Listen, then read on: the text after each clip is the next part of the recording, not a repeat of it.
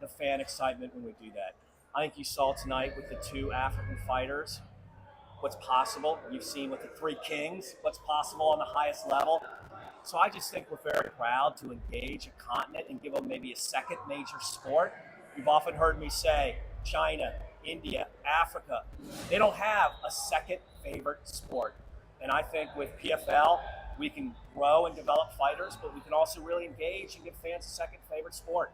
And I think PFL Africa in April 2025 is going to be the one to watch. You're well represented in the UK now. MENA's kicked off. Africa's coming. We know there's more expansion. How do you keep scaling and holding regular events with all the regions kicking off over the next few years? Well, as my 94-year-old dad says, every job is easy until it's yours. So obviously doing different continents require slightly different playbooks, but it's all built on the PFL infrastructure. So we do global brand, global technology, global expertise, but then we localize on top of that. We want the product and the experience to be theirs. It's PFL Europe's own league, PFL Mideast's own league, PFL Africa's own league. So we can only do it cost effectively, and we can only do it the highest quality by leveraging the global infrastructure, but we really need to localize, and we make sure we do that. And the success of the product will be the fans telling us we're doing that well. And we learn all the time. We're not perfect. But the success of the Mideast, we've grown from about 100,000 viewers of the global product in the Mideast to over 1 million viewers per event for PFL Mideast. Think how astounding that is. So obviously the PFL global product is technically superior fighters, a way more expensive fight card, but we're doing 10 times the amount of viewers because it's their league, their local heroes, their storylines. And we think that's what you're going to see, whether it's in Africa, Australia, or Latin America, where we go to next. Can't wait. Thank you. So when it comes to your talent acquisition, like you said, you're going local with it. Do you have scouts in these areas, or what's the process when it comes to the talent acquisition? Yeah, it's a great question. We do it three ways, two ways which I'll tell you. Two ways we do it the same as UFC. We work with the fighters in terms of their managers, their agents, their camps, the same system that UFC does. Number two, we try to get inbound submissions, everything that you would do. You reach out and say, give me your best to all your network of intelligence. And number three, we have a proprietary database that's a little bit different than theirs and allows us to bring more technology to the system than they do. But the combination of those three, I think, will allow us to get the better fighters earlier. Perhaps in 3, 4, 5 years from now, I think the talent base will be dramatically lopsided in our favor. But importantly, when we go to these fighters, what we're hearing overwhelming, I want to fight for myself, and I want to go as far as I can go. Why did Baki, Doumbé, Paul Hughes, or Dakota come to PFL over UFC? We ain't paying them that much more money. It's they have the opportunity to win that PFL Europe Championship and then go to the PFL Global League. No one's holding them back. They're under nobody's thumb. So the meritocracy and the format is ultimately why we're winning more of these fighters, even though I think our technology and our scouting is a little bit superior. With PFL Africa, Obviously we had the big press conference yesterday, huge attendance, big numbers, and there was a little bit of a controversy, but probably ultimately helped the attention. What did you make of everything yesterday?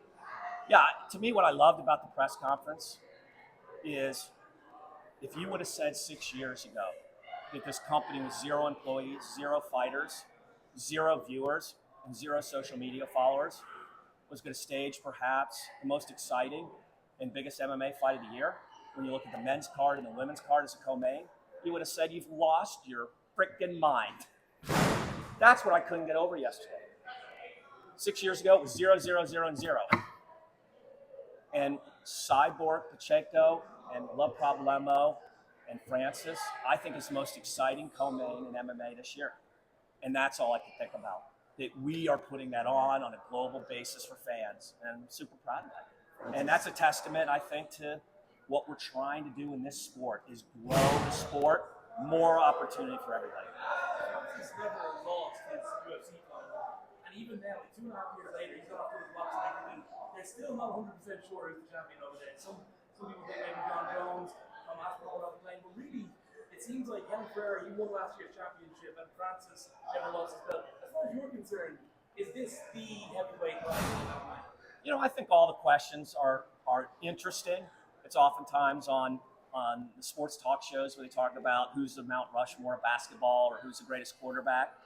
There's a lot of good answers to that question. I think what La Problema said yesterday is equally valid to what Francis said yesterday, which is either you could say this is the greatest heavyweight, who wins this, or you could say, I don't care, right?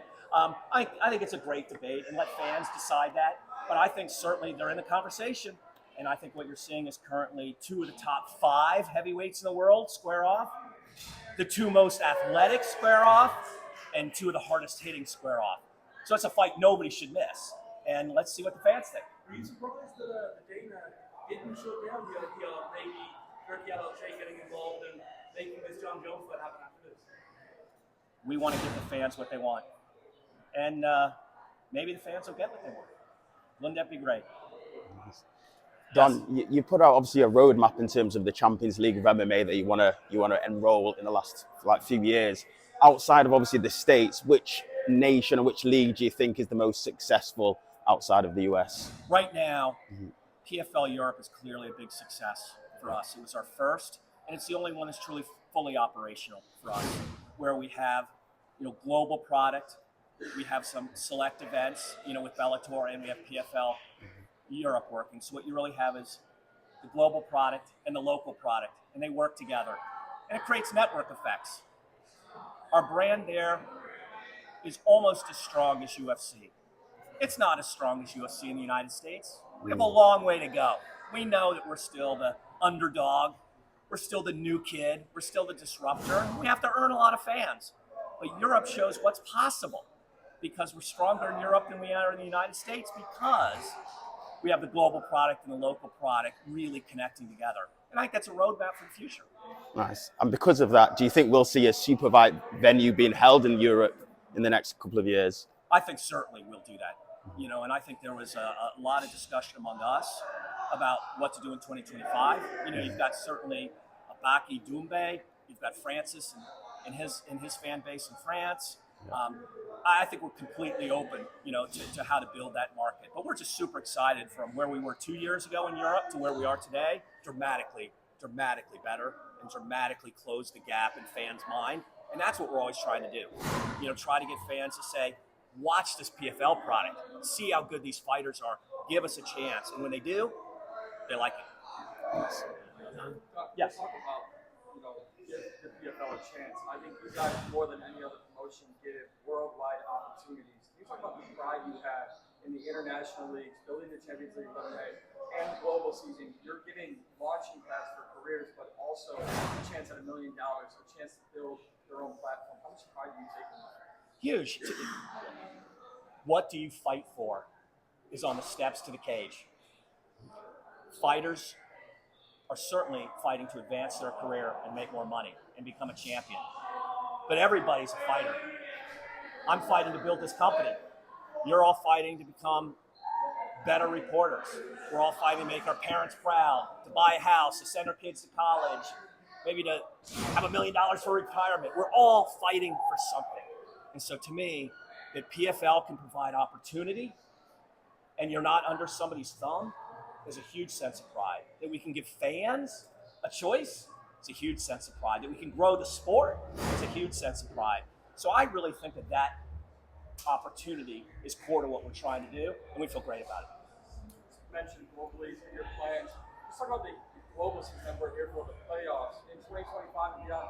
Are there talks of opening up more divisions and adding more to the global seasons? Look, it's a great question. More divisions in the global season is something we look at. We don't want to dilute the product.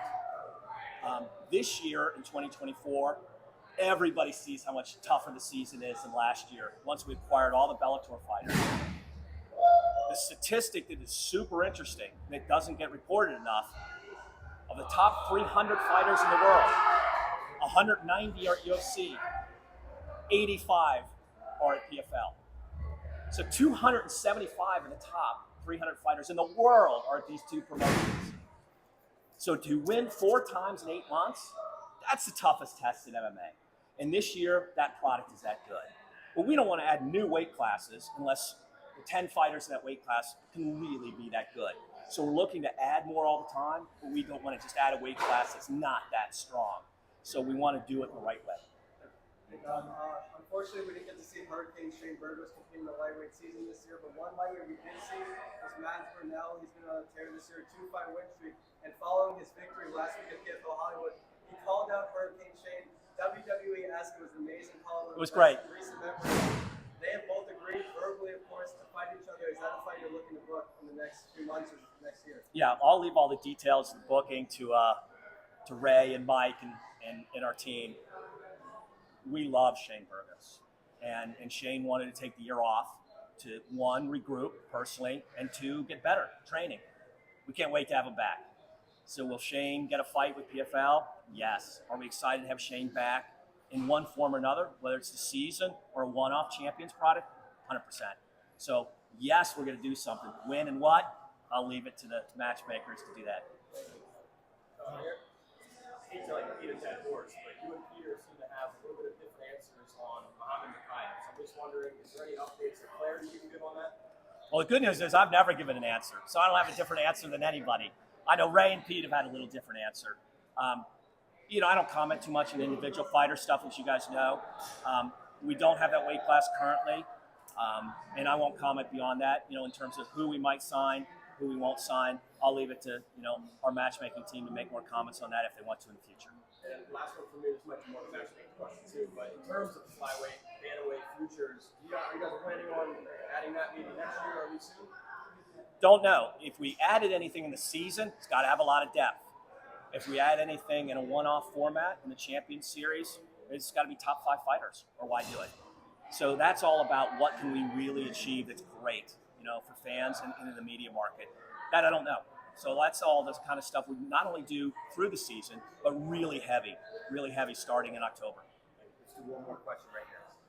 Hey, welcome back. So great picks with you and Jay coming up at the race. What did you guys think about? One, I wished him good luck, coming up, as I've also wished Mike Tyson good luck. It's a fight that I want nobody to lose. They're both partners of ours, and they're both great people. And the two, we just talk business. As you know, Jake plays 2 roles with us that we really value. One, advising us on business, and 2, as an MMA fighter down the line once he gets either becomes boxing champion or has a little free time in MMA. So we just talk some business and caught up. Donn, one question. Yeah. With the expansion of PFL, you guys buying Bellator, and MMA becoming a household product, what are y'all thinking about as far as going forward, benefits as well as health insurance and things for all fighters? Look, it's a very good question. The thing, back to the question about pride, that we're most proud of is choice. Prior to PFL, there was really no legitimate choice. With Bellator in real bad shape, there was going to be no legitimate choice for all those fighters.